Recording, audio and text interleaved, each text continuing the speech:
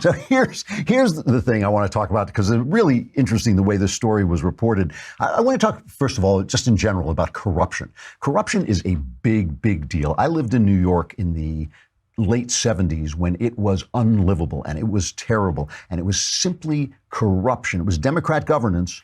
Same as in Chicago, same as in Baltimore, but it's that Democrat governance that works as a machine, and it becomes internally corrupt, and it's all about patronage, it's all about giving your friends stuff and not calling your friends to account. And then I have to give credit to first Ed Koch, who cleaned up Manhattan.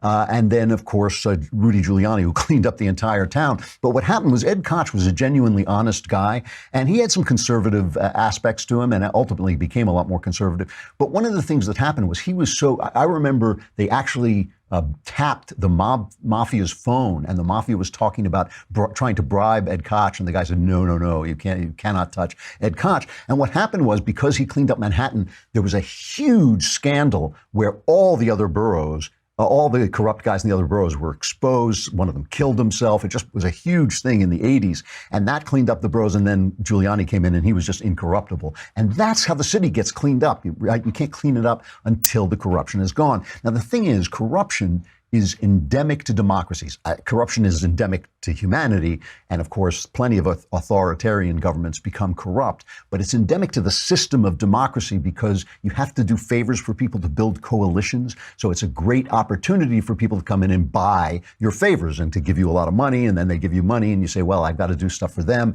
And then they start to slip you money behind the scenes. And basically you get owned by your coalition if you're not careful.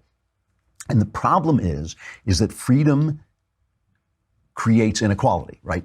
If you're free, you're going to be able to do what you do to the best degree, and I'm going to be able to do what I do to the best degree, and that means I'm going to not be as good a basketball player as LeBron James, and LeBron James is going to be out there making a lot of money and doing all that and being famous and all this, and I'm going to be sitting around in my driveway bouncing a ball because I can't shoot like LeBron James and I can't move like him.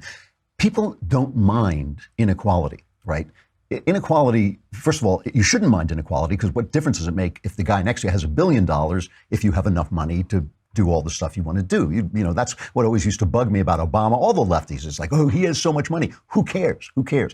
But people don't mind inequality if it's natural inequality, right? LeBron James was born with more talent than I have, and it inspires me and moves me to use my talent more, to watch him use his spectacular talent on the court. And my talent may not make the kind of money that a basketball player makes, but I'm fine with that as long as it's natural inequality. The problem with corruption is it takes the nature out of the inequality, and it's just the guy who is in with the politician. This is why leftism is so bad, because it rewards who you know instead of what you know. Capitalism rewards what you know and what you do and what you create. So when a system becomes corrupt, freedom is under threat. Freedom is under threat in ways that even when a politician does something that temporarily crosses the line of the Constitution, that's a very bad thing, but it doesn't endanger the Constitution the way corruption does, because, take the Chinese Communist Revolution. The so-called republic, the Kuomintang, were deeply corrupt, and everybody knew it, and all the villages, they knew it. And when the communists came in, see, ideologues a lot of times are not corrupt. The communists came in, and they were not corrupt. Why? Because they believed in communism. They passionately believed in communism. Ideologues tend not to be corrupt, and that gave them an attraction, that gave a tyranny an attraction that it wouldn't have had because the republic was so corrupt. Okay, so this is, by the way, true of Obama. Obama was an ideologue, and he was not corrupt in the sense of taking money. I don't think you could bribe Barack Obama because he was an ideologue. He was trying to accomplish something, and that was one of the things that made his tyranny so I shouldn't call him a tyrant. He was less free, less committed to freedom than he should have been. And that made it appealing because he actually was honest in that way. He was corrupt in the other way.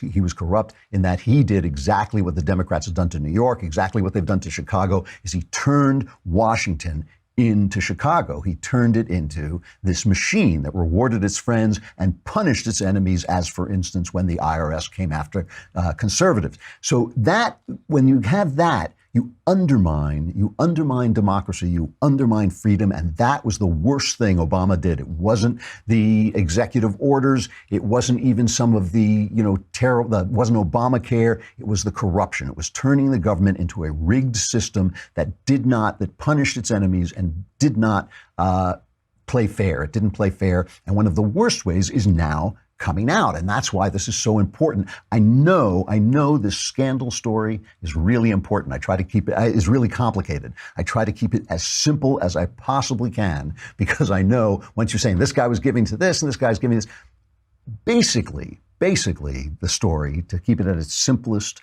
was Hillary Clinton and the DNC paid for Oppo research on Donald Trump. What they got was a dossier from this ex-spy, Christopher Steele, that was filled with Russian disinformation. It was filled with information that, Donald Trump was with prostitutes who were urinating on the bed, which I actually do not. There's a sex story about Donald Trump I don't believe, because I think he's a germaphobe, and he was probably busy at the time getting spanked by a porn star. This guy's basically living my Google porn search. He's like, it's like something I'm just looking at. He was actually doing. I'm joking. That's just a joke. But anyway, it was the Steele dossier was filled with all this dubious research.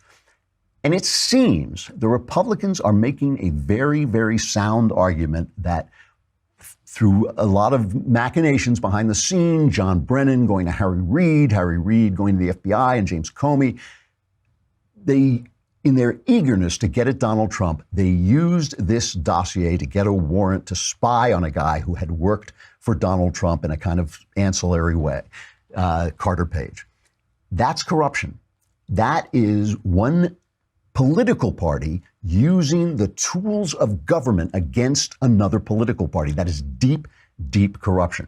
So yesterday, if you were just glancing at the newspaper, you would have seen this headline: Sessions rejects Republican calls for second special counsel. And that was the way it was played everywhere. It was played like a big victory, a big victory for the Democrats against the Republicans. Jeff Sessions was not going to have a special counsel to investigate this question of whether the Obama administration misused this Steele dossier in spying on an American. And that was the way it was all told. Chuck Grassley had asked for a special counsel. Robert Goodlatte of Virginia had asked for one, and Trey Gowdy of South Carolina had asked for a special counsel to investigate this. And Sessions said, no, it hasn't risen to that level yet, although I may do it later, okay?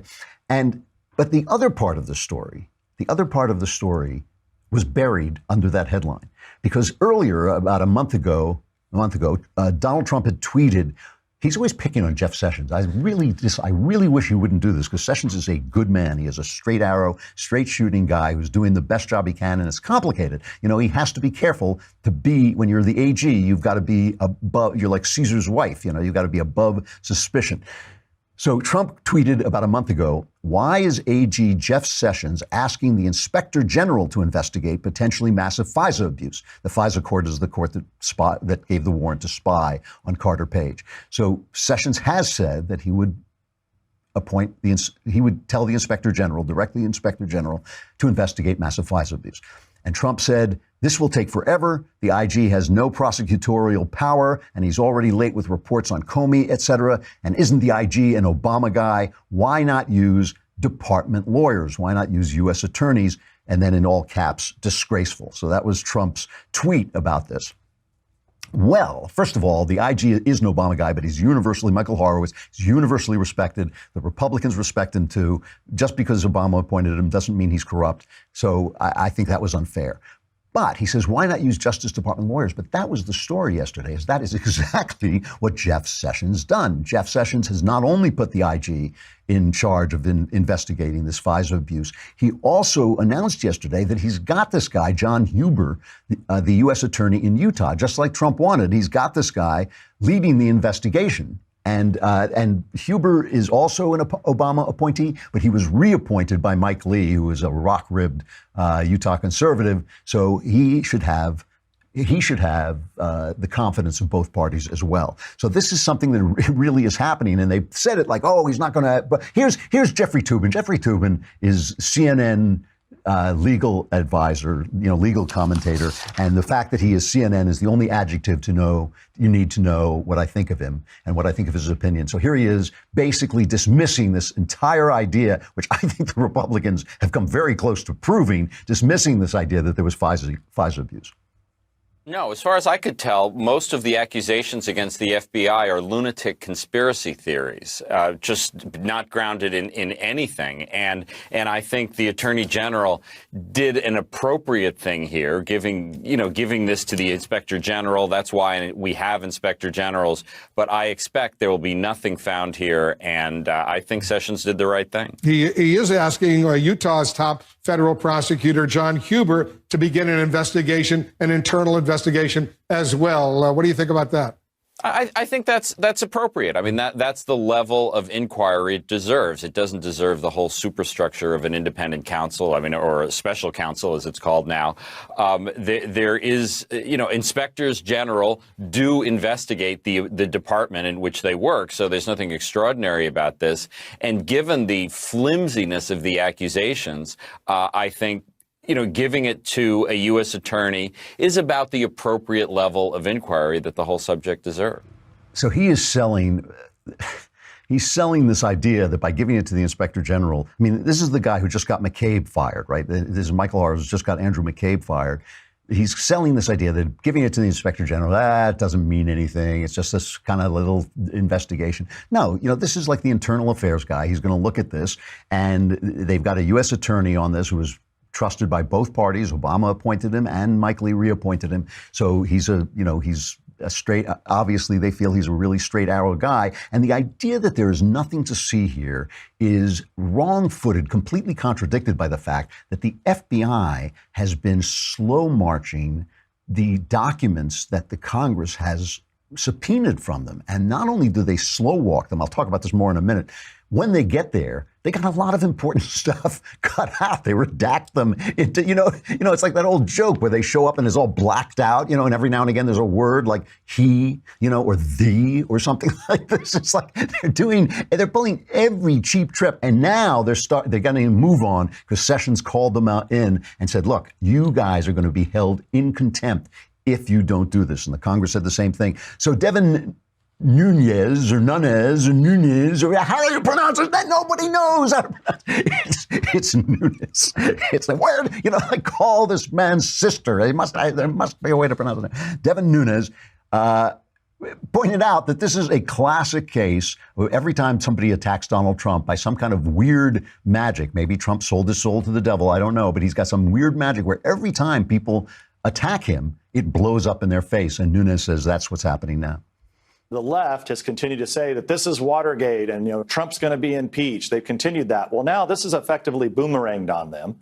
And you have at least, I think, half of the American people now know that the other party, the Democrats, appear like they weaponize to some degree the intelligence services, by using the foreign intelligence surveillance apparatus in this country to go and target the opposition campaign is totally unacceptable.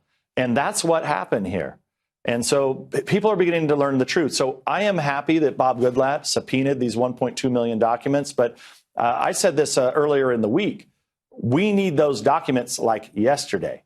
Yesterday, we needed those documents. And what I think now, the difference where we were from a few months ago, because of the obstruction, because of the cover up, the pressure that the American people are now putting on Congress by making everybody aware of this, asking their congressmen, why is it the Department of Justice can stonewall Congress for this long? I believe that Bob Goodlatte's subpoena is going to be enforced. I think we're going to get all the documents. And if we don't, then we should move quickly to contempt, and then we should move to impeachment.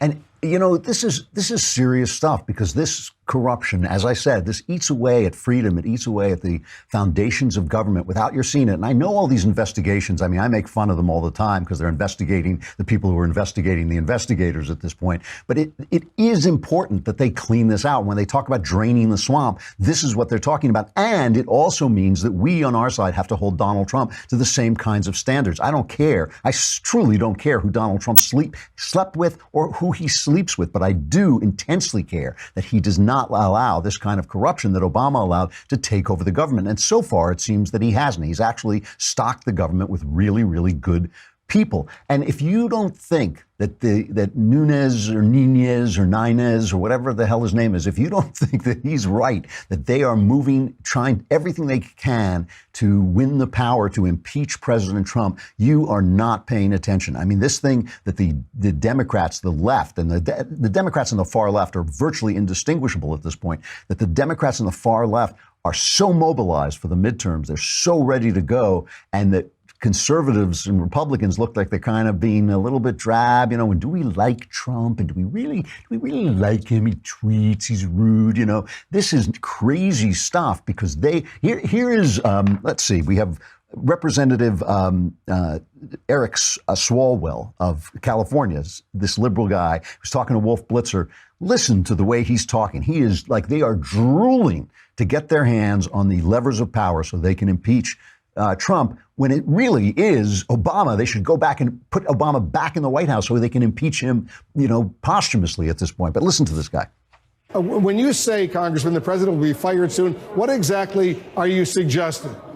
Well, I hope it's at the ballot box this midterm election and then in 2020 by the voters. But I think by his own conduct, he's inviting articles of impeachment before the House Judiciary Committee if he were to fire Mueller or if Mueller were to refer any charges. Then, of course, there are the pending criminal investigations that are taking place. My point, Wolf, is that there's going to be a reckoning for this president. My hope for the country is that it comes at the ballot box by the voters. Well, do you support impeachment? I support investigations that are thorough. And right now we saw the House investigation shut down. I think the only way we can get a thorough investigation is if the Democrats win the Congress. And an investigation should first tell the American people what we're going to do to harden the ballot boxes, and then hold the president accountable, whether it's on hiring his family, making money off the office, any work that he did with the Russians during the campaign. But we should be, I think, more faithful to the facts and the truth than he is, and not just jump to conclusions. Okay, so you don't want to jump to conclusions. Listen to this. You want to talk about Jeffrey Toobin on CNN saying, nothing to see here. Crazy lunatic conspiracy theories. Remember the FBI agent Peter Strzok and his love girl Lisa Page, right? And they're in the FBI and they're sending these texts back and forth how much they hate Trump and we need an emergency backup plan in case he gets elected, and we don't quite know what they're saying to each other.